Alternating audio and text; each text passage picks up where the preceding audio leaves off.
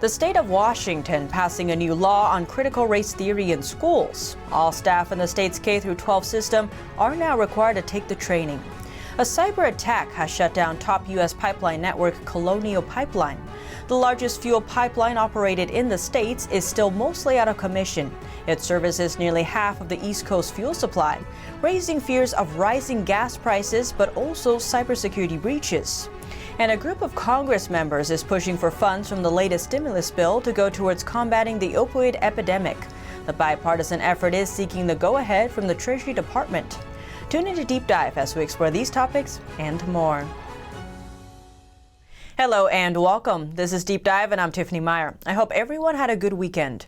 Critical race theory is gaining traction. Now the state of Washington passed a new law.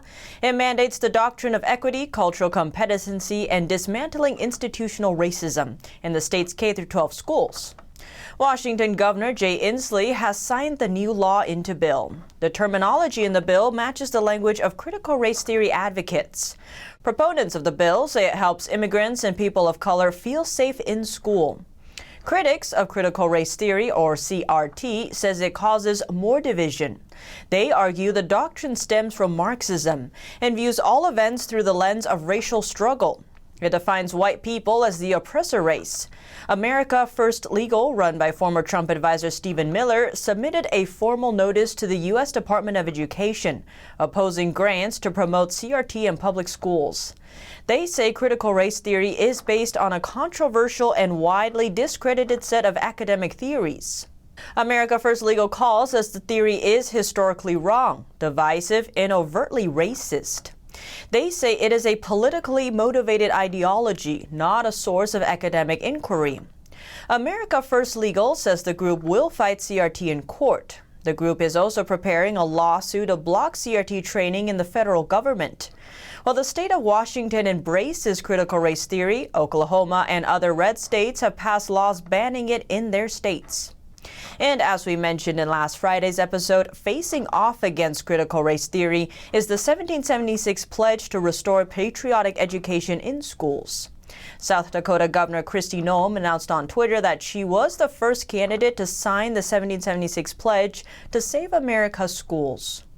She wrote, "Teaching our children and grandchildren to hate their own country and pitting them against one another on the basis of race or sex is shameful and must be stopped."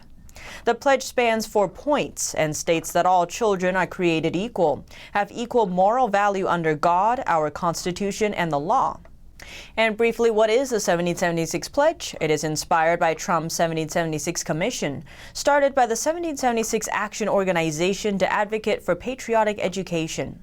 Public office holders and candidates can sign and pledge that they believe in the following: that the United States of America is an exceptional nation whose people have always strived to form a more perfect union based upon our founding principles. The pledge page states, "Our founding fathers were among the greatest Americans to ever live, and they deserve to be honored as heroes.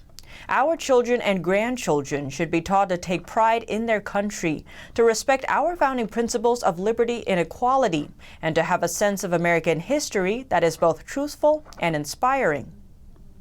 Now let's turn to another issue affecting the whole country. The country's top gas pipeline, Colonial Pipeline, shut down its entire network after coming under a ransomware attack.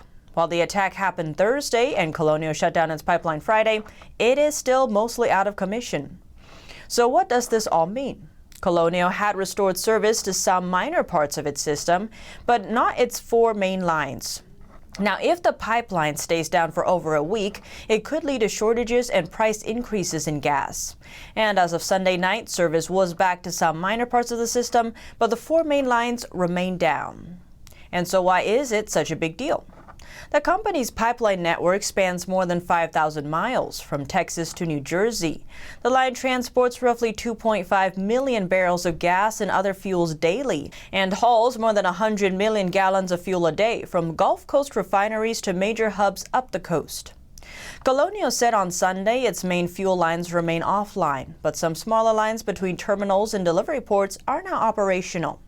Its extensive pipeline network serves major U.S. airports, including Atlanta's Hartsfield-Jackson Airport and the world's busiest by passenger traffic. So what happened? Hackers reportedly stole a large portion of data from Colonial's computer systems on Thursday. How much, you ask? Well, nearly 100 gigabytes of data.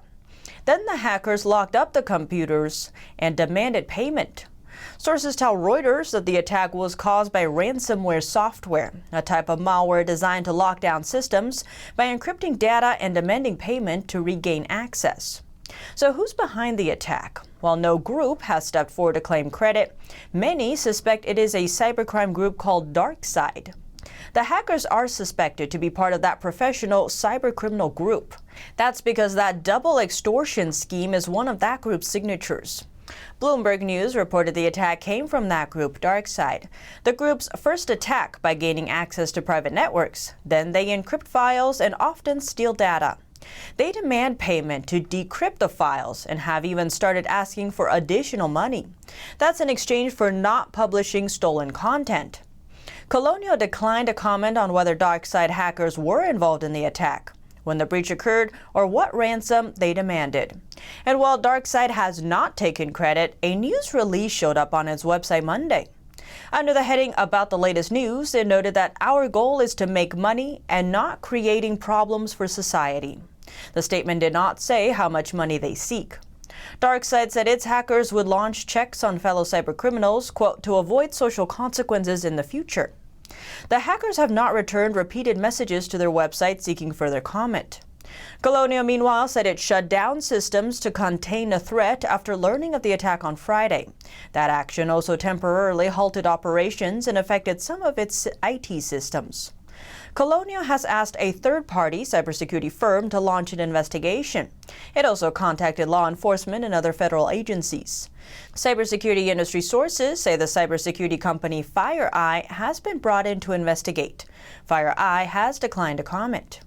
And the U.S. Transportation Security Administration told Reuters it is working with other agencies on the situation.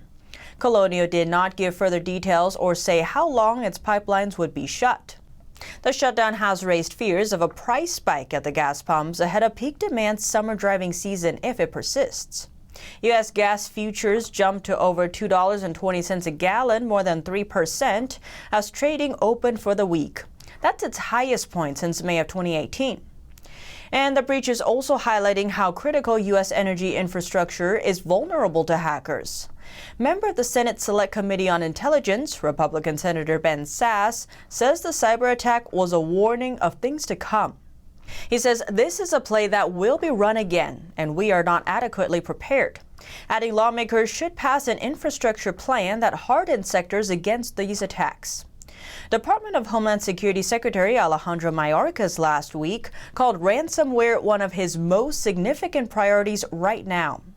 The administration has launched an initiative to help critical infrastructure like electric utilities and water districts protect against attacks. And cybersecurity attacks seem to be growing in recent years. According to the firm Coveware, average cyber attack ransoms paid in the U.S. last year increased more than 3% to over $310,000. Cybersecurity is now posing a major challenge for the Biden administration. So what happens now? The White House is working closely with Colonial Pipeline to get an oil line back up and running normally. An effort to avoid more fuel supply disruptions is also underway. And what about where the Treasury Department sends funds? A group of Congress members is pushing for funds from the latest stimulus bill to go towards combating the opioid epidemic. The bipartisan effort is seeking the go-ahead from the Treasury Department. The group of 7 is made up of both Republican and Democrat Congress members. They sent a letter of request to Treasury Secretary Janet Yellen. In it, they asked that states be allowed to use funds from the American Rescue Plan to combat the worsening overdose crisis. They wrote state and local governments are on the front lines of responding to overdoses, a crisis intensified by the pandemic. Adding they need maximum flexibility to use every resource available to them to provide mental health and addiction treatment supports. They go on to say, in addition to helping these governments address the revenue losses they have experienced as a result of the crisis, it will help them cover the costs incurred due to responding to the public health emergency and provide support for recovery, including through assistance to households, small businesses and nonprofits, and aid to impacted industries. It will also provide resources for state, local, and tribal governments to provide premium pay to essential workers and make necessary investments in water, sewer, and broadband infrastructure. The $1.9 trillion American Rescue Plan allocates $350 billion for state and local governments. The money is intended to ease financial issues stemming from the pandemic. But the Treasury Department has not yet detailed how exactly states can spend the funds. Further guidance is currently under development.